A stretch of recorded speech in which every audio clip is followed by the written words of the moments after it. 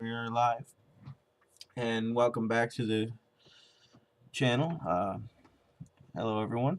Today we're going to be discussing the DX5C. A friend of mine, and with Matt, of course. well, yeah, Matt.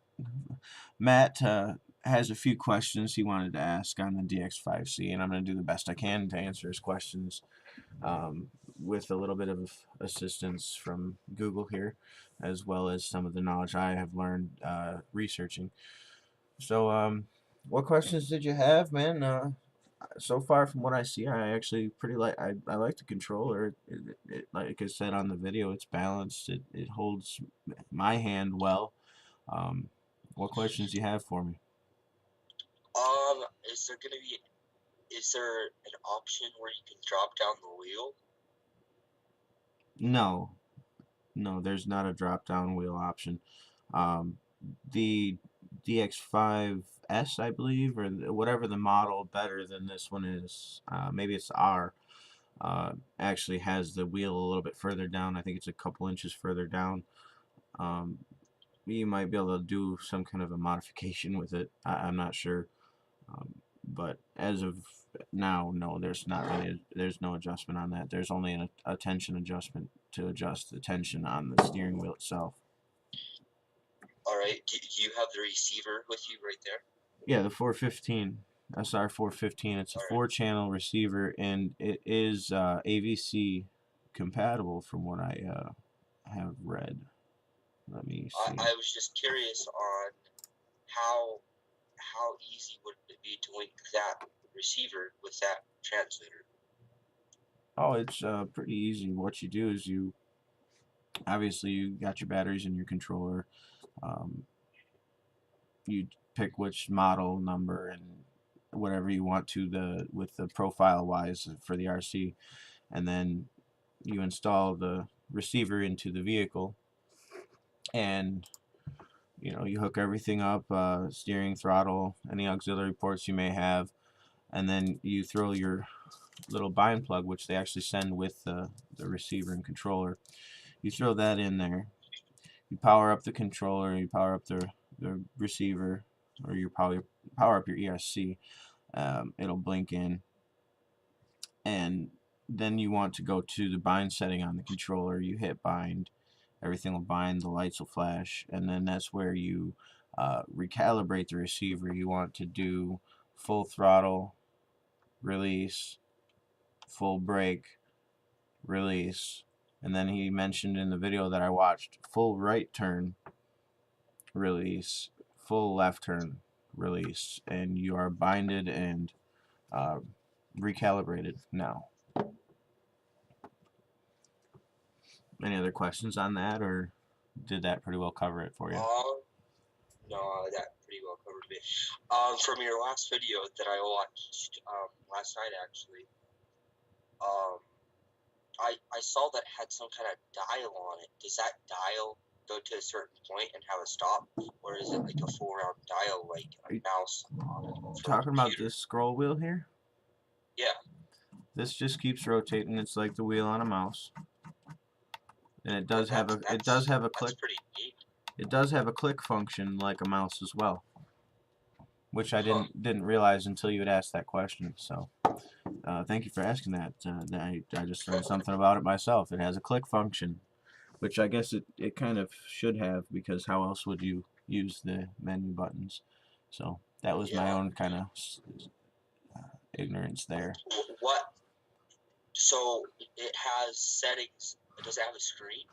Yeah. Oh yeah. It's got a nice matrix display. They call it a dot matrix screen. It's old technology, but it's proven reliable. It doesn't use a huge amount of battery, and in the right lighting you can see it just fine. And there is a brightness setting, so if you go outside on a really bright day, you turn up the brightness, you should still be able to see it.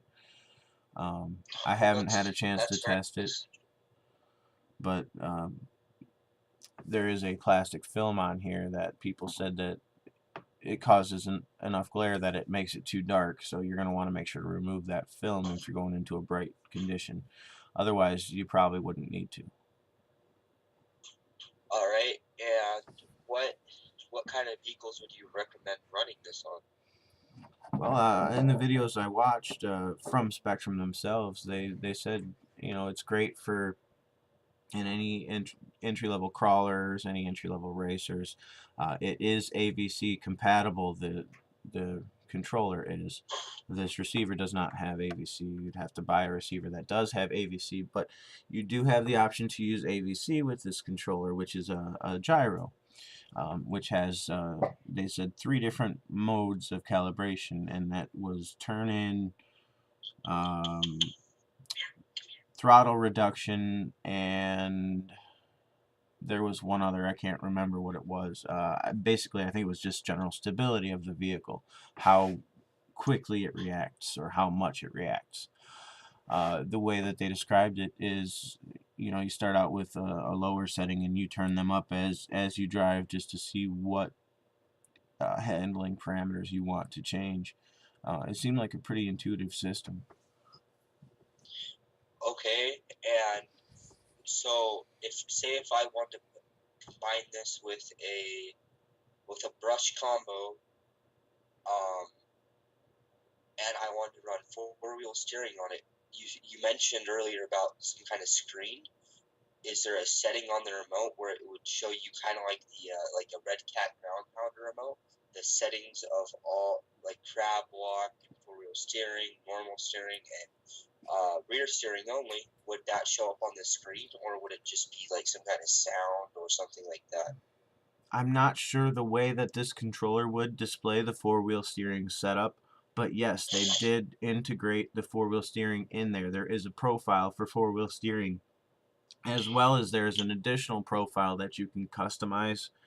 Um, I'm not sure what you would want to do with that, considering the 4 different settings pretty much cover every way I can think of: crab walk, um, you know, reverse of each other, going in the same direction, you know, stuff like that. Those 4 settings are pretty much all I can think of, unless it would be maybe another setting for rear steer only. But there is already one, so I don't know. I can't think of why you would need another setting, but they went as far as to put and give you another setting that you can customize. So that's Oh, pretty cool. what is the overall durability of the remote from what you can feel? Like I said in my other video, it seems like it's pretty well made. It's not too light, not too heavy, but if I was to drop it, I don't. The plastic doesn't feel like it's too cheap. It really feels like it would hold up like they used to, um, pretty well. So I don't see any issues there. Um, so the receiver is or not? Yeah, the receiver is waterproof then, right? Yeah, in my research, it says that it has a Reliacoat coating, um, and it's specifically coated to uh, resist fuels as well as water. So you can use it in your nitros and gasoline vehicles and not have to worry about fumes or anything like that, you know, spillage wise, if you don't happen to have a receiver box. Um, Now took a good look at this earlier, and in the past I had noticed that um, the receivers that had claimed they were waterproof, they had a coating that covered the whole bottom of the board and the top of the board, unless that's my own ignorance and that was something that somebody else had done to waterproof a receiver for themselves. But I don't see that in here, so that kind of concerns me a little bit. I might actually do a test where I hook it up to an ESC and dunk it in a cup of water just to test that, because it just, I don't see any coating. But So either way, would you recommend running a receiver box even if it was waterproof? you know, they say waterproof, whereas other companies say water resistant or splash resistant or splash proof. They all have their own way of listing it, which all has its own technical definition. Considering they say waterproof, and I didn't see any asterisk or any kind of note next to it saying look down to this small lettering, where they mention, oh hey, you know, if you submerge this, your warranty is void. I didn't see that anywhere, but I wasn't actually looking specifically for it. So I might do a little bit more research before I actually do dunk it, because if it fries itself, I would be calling Spektrum instead of spending $50 on a receiver. But yeah, I do definitely want to test how waterproof that really is. I do want to do that. I know Spektrum makes good stuff, and normally they're pretty honest with their components and everything. But just like I said, just the way that that board looks, I want to dunk it in some water and try it. All right. Well, I I think that's about all the questions that I have today. Okay. I don't think there wasn't really anything that we didn't hit on. Let me check the site here one more time and see if there's anything else that it. Considering you have 5 channels, it makes it really nice. You know, you got your steering and your throttle, which is your first 2 channels always, and you know you can always set up your 5th channel to run controllable lights, something like that. Your 4th channel can be, shoot, who knows? You could run a rear winch and a front winch and have an independent control on both of them. Oh, and it gives you the option to do linear control as well as directional constant control, which linear means that the further you turn your steering wheel or the further you pull your throttle, the quicker you're going to winch in or out, which is pretty cool. That would be That's an amazing feature. right. That would be a little bit more of an in-depth setup thing, but it's definitely something I'm going to want to try. It's got a low battery alarm like the rest of them. Uh, let's see. Well, that's kind of neat. There is a monitoring mode where it gives you the option to monitor the position of the servos attached to each channel. Is say you had two speed and selectable differentials and other things like that that require a servo.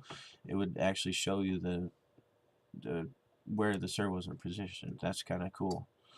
Um, the That's really good. Right, there is another option as well where you don't have to calibrate when you bind. You can actually go through and calibrate this whenever you want to. There is a calibration menu as well. So if you have any issues or are noticing any kind of anything weird, you can just go through and recalibrate just to take that out of, so you don't have to worry that this is what's causing it. So all around, would you say that that's a great receiver and controller for a beginner? If it's as waterproof as I want it to be, if I dunk it in that cup of water and it survives and has no issues afterward, yeah, this is a great buy for 110 bucks for it being a 4-channel receiver with a 5-channel controller. You know, you can always go and buy a 5-channel receiver later on. They're not cheap, but hey, if they're as waterproof as I want them to be, yeah, it's a great buy. 110 bucks, I would do it again. I'm actually debating on it. They also did You update. should try. You should Go ahead. you should try ordering the 5-channel receiver as well, and getting a 5-channel combo instead of the 4 and 5. That one's a little bit more expensive. I think that one's around 150. But yeah, that would be something worth trying. From my research, I found them for about 130. Oh, was it? Okay. Okay. Cool. That's not I bad. don't know, just to maybe save some money in the future, so instead of you having to buy a different receiver. Does that make sense? Yeah.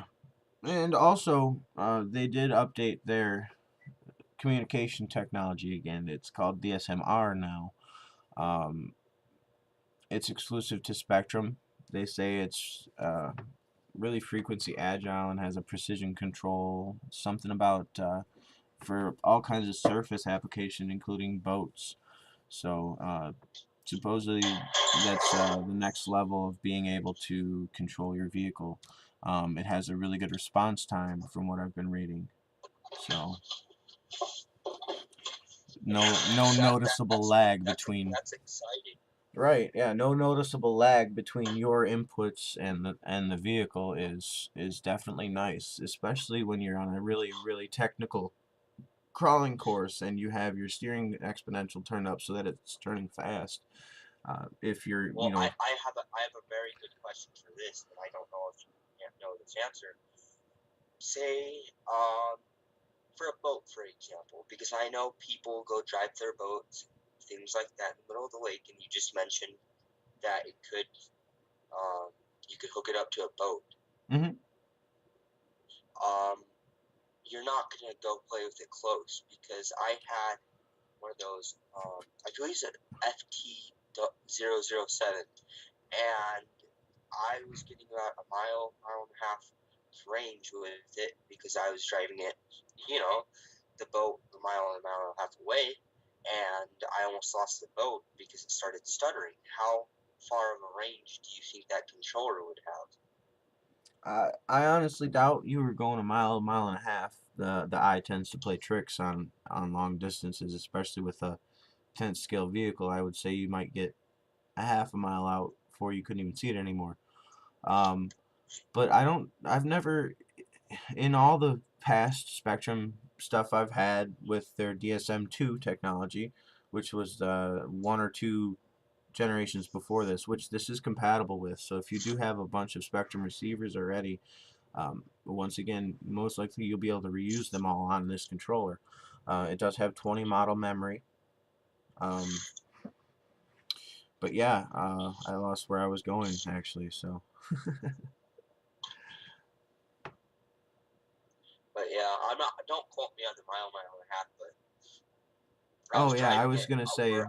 I've never I, lost connection with my Spectrum controller, and I don't see that happening with this one either. I knew that on the boat that I had. I had plenty of straightaways and stuff like that. So I just drove it until I couldn't see it anymore. Oh well, I mean, I don't know how far. Honestly, it's hard to estimate really. But I've Yeah, never, it like I is. said, I've never lost connection on a Spectrum controller, so I don't even worry about that really. Oh, this would be something kind of interesting. Does say I don't even know if this is invented yet, but I feel like this would be a very good invention.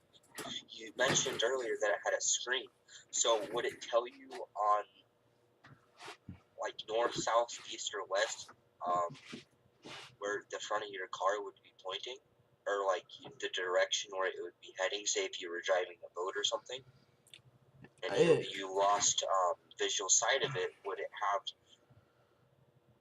have some way to tell you which way your boat is going, so you might be able to turn it around and save it? the only way that might be a possibility is with an AVC compatible receiver, because that's basically a gyroscope that should have a global position of some sort, um, or some zero bearing at least.